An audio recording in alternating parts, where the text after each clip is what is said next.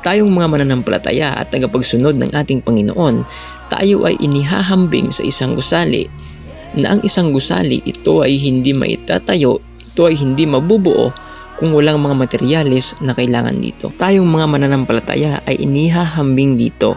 Anong parte ka man ng gusali, ikaw ay importante sa paningin ng ating Panginoon.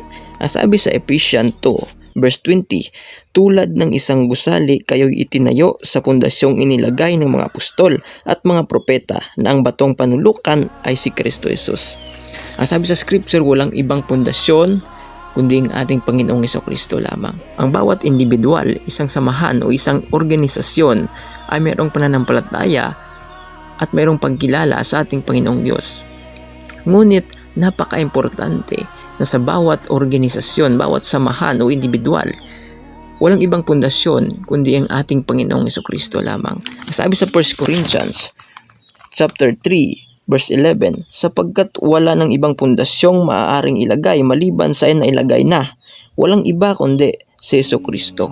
Sabi sa scripture, walang pwedeng ilagay na pundasyon sa isang samahan, sa isang individual o sa isang organisasyon kundi ang ating Panginoong Jesucristo lamang. Pero kung ang bawat isa ay hindi nakapundasyon sa ating Panginoong Jesucristo, ito ay madaling masira at ito ay madaling babagsak.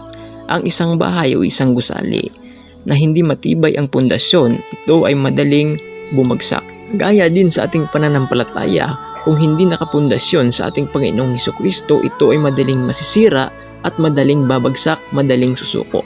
Pero kung ito ay nakapundasyon sa ating Panginoong Jesucristo, ito ay hindi madaling babagsak at hindi madaling masisira. Sapagkat ang sabi sa Isaiah 28 verse 16, ito ngayon ang sinasabi ng Panginoong Yahweh, naglagay ako sa Sion ng batong panulukan, subok, mahalaga at matatag na pundasyon.